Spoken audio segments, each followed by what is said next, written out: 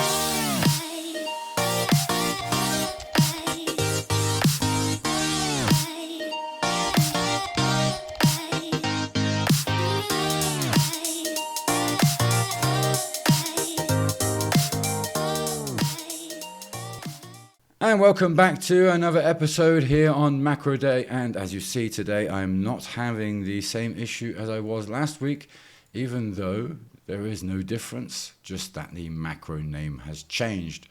So it is important to note that sometimes you may have some really weird bug like that. And if you do, don't be afraid to use that scriptcase.net help and support chat window that you have. And with that, you can always get help. But otherwise, today's macro is the scfield disabled. And it has a very specific function in that it prevents users' input within specified fields during your form operations. And that is, of course, quite important in many situations.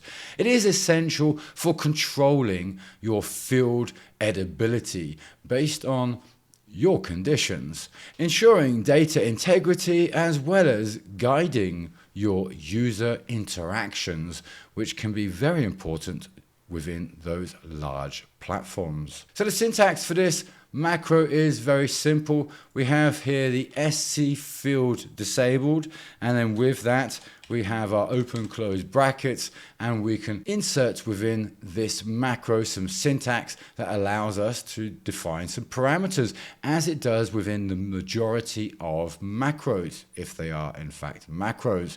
So in this case we are dealing with a real macro, and we first need to define here our field name. And here I will call field name underscore name, whatever that field is, and that may equal, well, true or false, for instance. And then we can comma that, and then we have here our parameters. And with that, we have then our macro. So the field name true false specifies whether the field is in its disabled state. So it is true being disabled and false being enabled. And the parameters that we have available would define then the operational context of this macro. So I would apply insert operations, and you, for instance, would allow for update operations. Now with no parameters in here, you will apply both insert as well as update operations, or should I say enable those for this field, because you are essentially disabling a field, and with that we can use some parameters and, well, strengthen that maybe a little more. So in fact, let me leave that there. parameters. Okay, and then what we have then is our optional field. So if I take then, for instance, here our macro again, and then in here we could then define here our field name. So that could essentially be name, and that would be, well, you could have a number there, but the majority of times your name would be the name field, and then you could say false. And then with that, you would no longer enable, or you would enable a previously disabled field. So if I just enable here a field, for instance, it will disable the field for both insert as well as update. So let me add that in here. Disable, insert, and update. And then with that, we have then also the options with our true or false, and that here, that would then enable the field that has been disabled. Okay, enable the field disabled. So for instance here, you would then field name equals then false, and that would then enable that field again. Now, if you want to disable multiple fields, for instance, then once we have here our hyphens in here, have defined our field, we can then always finish that off within that and then continue adding then our new options. So let me put that actually into the right place, because then that would be inside here. So for instance, you would have name false. You could have then, let me actually copy all of that. You could have then name false, and then here you could say, well, this one's true, for instance, and then we'll just have to change the names. So last name first, for instance, and then here, name full. So we have then a full name, a first name, and a last name, and then within both of the name and first name, well, maybe we change that around, right? False, false, and then true over here, just for the sake of that, so it has some sort of order. Okay, but I think you get the idea anyway. Now, there is, of course, some advanced usage for this macro, where you can dynamically apply this macro using an if statement. So you could say, for instance, if user role equals a viewer, then we apply this macro, and then with that, we enable or disable fields within our form application dynamically. So of course, using this macro, we can use this macro within form applications. So that would be, if I come up here to new applications, we have then here, for instance, the calendar application. This includes a form, and there, for instance, we could use that on the onload event. We then also have the form application itself, of course, and there on load or on navigate, you can use this macro. Otherwise, we have the control form.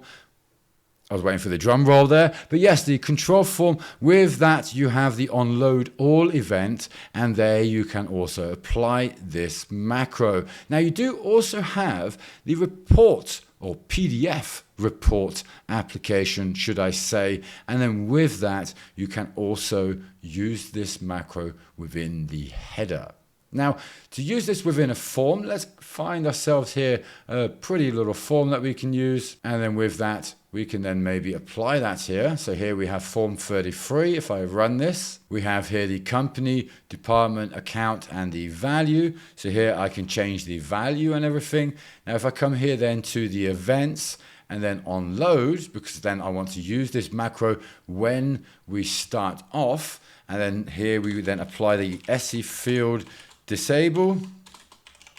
Okay, and then with that, or disabled should it be, correct myself. And then with that, we can apply that to here our fields. So here, for instance, we have value released. Let's choose that one. So if I come in here, apply a hyphens here and value released. Okay, so once we have that then applied to our field, of course, value released and not released, then when we run it, we will see that it is already grayed out, indicating that we can't change anything here, and I can no longer adjust here the content. Now, I can add then the parameters here, for instance. So then if I say value release equals false and run that again, then here we have our field no longer grayed out, and I can now also adjust the field again. Now, if I change that to true, I can run it again, and then this time it will be grayed out, And then just like that, we could then also use this dynamically, as I explained, and maybe change the view depending on the user role that you have within your applications. Okay, so as you see, this does have quite a few practical uses. Maybe a scenario also where certain fields should remain uneditable for specific user roles, as I had just mentioned, or during specific operations that you may have or processes that you have within your form applications. So using the scfield disabled, you can dynamically control field editability, enhancing the data security as well as your user experience. And you guessed it, that's a wrap on how to use the scfield disabled macro to manage field editability dynamically. It's a straightforward yet powerful tool to enhance data integrity and guide your user interactions effectively. So if you found this tutorial insightful, you know what to do. Be sure to comment below with your experiences using this scfield disabled macro. Why not share your stories on how you have controlled your field editability within your projects, and stay tuned for more Scriptcase macro exploration.